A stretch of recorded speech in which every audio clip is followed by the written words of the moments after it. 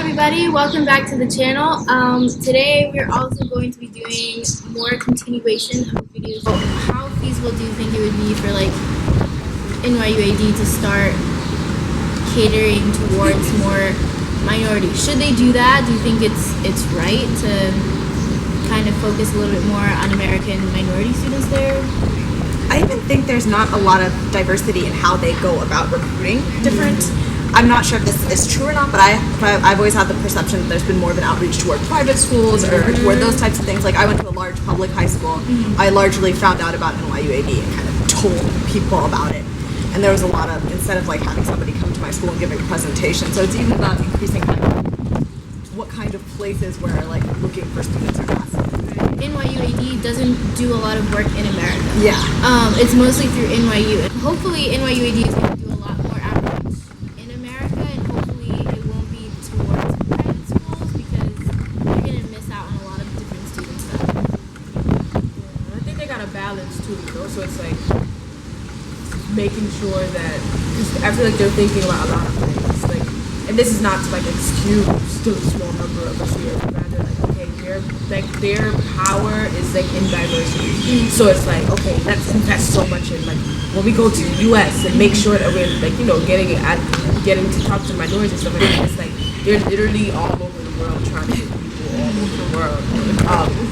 But like at the same time, like it's really that the private school thing is like huge, because I went to a private school. I went to an all-girls boarding school all the way in Massachusetts, and I didn't find out because somebody came to advocate for it either. We were having a little bit of a conversation before this, thinking how we wanted to frame the question, and it was just like we were thinking back to the American students. You know, how many of them are students of color, like, or like the issue of like kind of people coming from immigrant backgrounds in the U.S. Like, oh, some of them don't even really say they're American that often, or just kind of like, so it's interesting to think about because it's just like we don't know, or at least I don't know specifically how outreach would look towards getting more of a community of color here. I mean, where this school's really trying to tackle like their main thing is diversity, right? So it's like, okay, what I said before when we were talking about it was that like I don't know how interested they would even be in being like, okay, we need to improve our outreach in the United States. Meanwhile, they're trying to get people from all these other places, and stuff like that. So it's really, I basically don't have anything to say, but I mean, I just had an additional point I was thinking about. So like when we view how the school reaches out to like other countries, there's a lot of emphasis on non-traditional testing or using that country's system rather than using US-centric tests. And sometimes I feel like that approach could be extended to the US, but it's not as often. Like I know we had the option to apply like without the SAT or stuff, but there's still kind of an emphasis on very traditional metrics within. Because when I look at the acceptances from the US, like I look at their backgrounds and they're pretty traditional in terms of like what to get into other high-level universities in the US looks like. There hasn't been as much of a, I guess, push to like look at different measures. Yeah.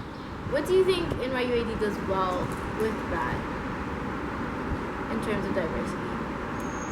I think they've been steadily improving on this topic, like with the idea of like forming the intercultural office and all of that stuff, because that didn't exist in the beginning, and it was kind of like we slowly realized it was more than just being from different cultures, it was having different viewpoints, and like in the first few years we had some struggles. We had like these, and the community was small and feelings ran high, and it was just kind of like I think we've mellowed out a bit in that sense, and so it's kind of interesting to see we've had both more of an emphasis on talking about these issues, but also like with the growing of campus, I almost feel like sometimes there's less opportunities to talk about these issues. Like we've also just been almost ignoring it more at the same time.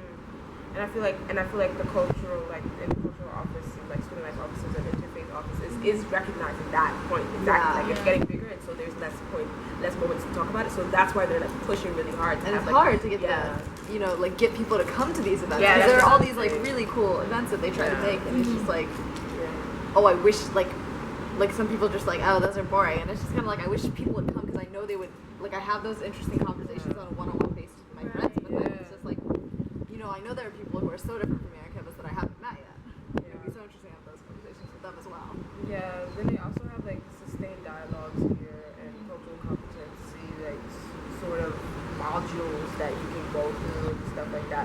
they're doing really good stuff. So that's really refreshing, and I think that, but I think like we need to push it. You know, we need to keep it going, and it needs to like continue to rise and things like that because I still feel like there's this idea that some people do have of like, I am culturally competent and I don't say racist things and I don't, and it's like no but you do, you know. Yeah, so there's still we're still in that phase of talking. That's what NYU in New York is trying to do a bit now too. They had a diversity and inclusion talk after like the whole Mizzou thing, and like it was in a gym and so many people came. They sat the president, all the important people at the front.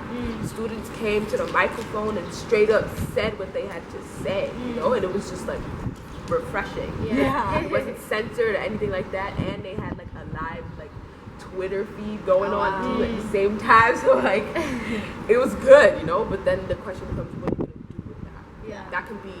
That's great, fine, the repairment is everything, okay, and what are you going to do with that? And NYU is trying to do something with that, so that's cool. Okay, I remember my question.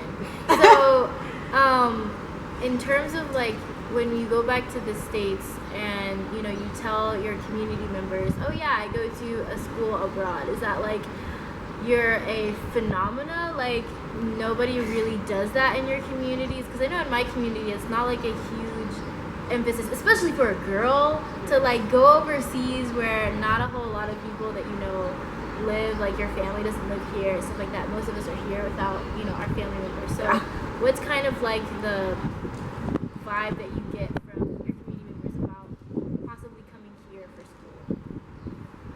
I guess it was a lot of like in my school, I was definitely the only person who went abroad. It was like, oh, the most interesting other person went to school in like Utah, and so it was just like, you know, like most people stay on the East Coast. Nobody's going too far. So it was just kind of like even the idea of like going to school abroad was just like, oh, like why would you want to do that, or just do like a semester abroad in like Paris, or like I don't know. It's just kind of like oh my goodness, when I went to Canada weekend, I had people telling me, you know, to be safe. You know, like there's still those perceptions of where I'm from, so it was just kind of interesting because like while people consistently tell me, oh, that's so interesting, they have a lot of questions to ask, I don't feel like there are people who want to then emulate that. Like I don't feel like they're like, I've definitely tried to like tell people, oh, apply, it'd be so great, but I don't think I'm managed to get to the point where I'm convincing them.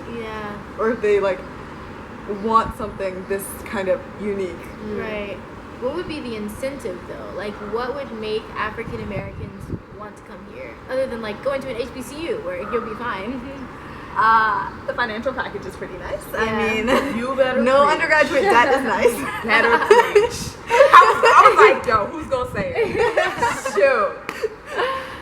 Oh, it's so true. It's so true because like, in all honesty, when I was looking at schools, I was looking at who could help me the most. Exactly. Because I knew that my parents were like, you're getting a scholarship, or like you're not, you know, you're figuring Yeah, it out you know, yourself. like, there's no way I'm gonna go to a school where I have to like pay like $60,000. Where? When have I ever seen even like $3,000 in one place before? Like I haven't, you know. So what it looked like me going to a school that asks for $60,000 a year and is expecting me to pay, you know. So here it was like, oh, we're gonna help you. Like, we see your situation, and we're going to help you, you know. And it felt so good because it was like, it was almost as if I deserve to be here like everybody else. Yeah, it was like, I was like, wow, you know, relieving that burden of not only thinking about like, oh, can I get into this school, but can I even like afford to be thinking about this school? Exactly. And that was the amazing part where it's like, this is actually an option. And that's one of the things that scared me in the beginning too, because when I was looking at the school, I was like, oh, they don't have an Arabic major, but in the back of my mind, something that I couldn't tell people at all girls boarding school in the middle of Massachusetts was like, I don't have money for this. Like, I can't do this. I literally can't do this. And you know, you become conditioned to be like, all right, you cannot do this, so don't even think. So then when it became like, oh, wait, but they will invest in you, you know? Which I think might also be a question of perception of African Americans in the U.S. They might look at this and be like, oh, I can't study abroad. Right. Because like, you know, like even when I was thinking about going to other universities, I automatically crossed off the idea of a semester abroad because I was like, it'll just cost too much. Did my laundry. I left my laundry basket. No. I was bad by It laundry was basket. gone. Yeah. My laundry basket. I thought, you know, if it would still be there like all the other years. Are you recording? Yeah. Okay, this is my favorite place in the campus. The Oh whole my campus. God. I don't have a favorite place. Seriously, I don't. Just think, Nafi, even if we're on the I'm way. glad you not have one. Like, I'm so serious. If it's not my bed, it's the whole campus. True. Your room can be your own sanctuary. So